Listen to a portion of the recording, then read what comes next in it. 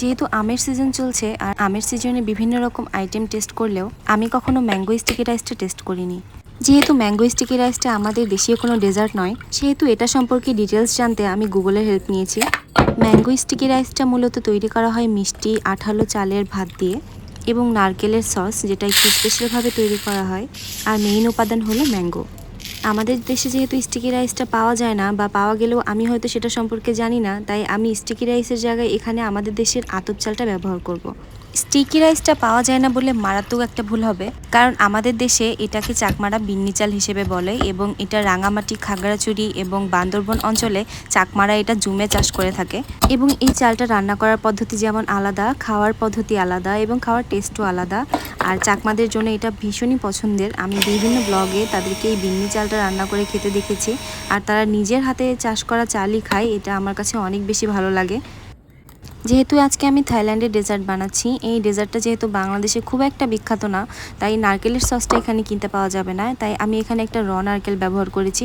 আর আমি যেহেতু কোনো ধরনের কোনো সুগার খাই না, তাই আমি নারকেলের দুধে এখানে কোনো রকম কোনো সুগার ব্যবহার করিনি। তবে যারা নারকেলের সস পিওরলি বানাতে চায় এই ডেজার্টটা বানানোর জন্য, তারা নারকেলের দুধের ভিতরে চিনি এবং কনডেন্সড মিল্কটা ব্যবহার করতে পারবে। স্টিকি রাইসটা বানাতে যেহেতু চালটা ভিজিয়ে রাখতে হয়, তো আমি এটা নারকেলের পানিতে প্রায় 1 ঘন্টা মতো ভিজিয়ে রেখেছি। আর এই স্টিকি রাইস বা বিন্নি চালটা কিন্তু সিদ্ধ করে রান্না করা হয় না, এটা ভাপে রান্না করা হয়। আমি এখানে প্রায় 90% ভাপে রান্না করে নিয়েছি এবং বাকি রান্নাটা আমি চুলায় করে নিব, সামান্য একটু নারকেলের দুধ, সামান্য একটু নারকেল কোড়া আর নারকেলের পানি দিয়ে। সত্যি কথা বলতে আমি ব্যানানা ম্যাঙ্গোটা কখনো ট্রাই করিনি। এটা বলার কারণ হলো আমি দেশি জাতের ম্যাঙ্গো খেতে বেশি পছন্দ করি। এই ব্যানানা ম্যাঙ্গোটা আমাদের দেশীয় না। যেহেতু আজকে আমি থাইল্যান্ডের ডেজার্ট ট্রাই করব, তাই আমি থাইল্যান্ডের ম্যাঙ্গোই নিয়ে এসেছি। দেখতে অনেকটা আমাদের দেশের আম্রপালির মতো হলেও টেস্ট কিন্তু একদমই আম্রপালির মতো না, আর আমার কাছে টেস্টটা অতটাও ভালো লাগেনি। যাই হোক, আমার ভাতটা রান্না হয়ে গেছে। স্টিকি রাইস না হলেও মোটামুটি আমি যেভাবে রান্না করেছি এভাবে রান্না করলেও স্টিকি রাইসের স্বাদটা পাওয়া যায়। আর অবশ্যই আমি আমার খুব পছন্দের একটা মাটির পাত্রে এটা আমি সার্ভ করে নেব।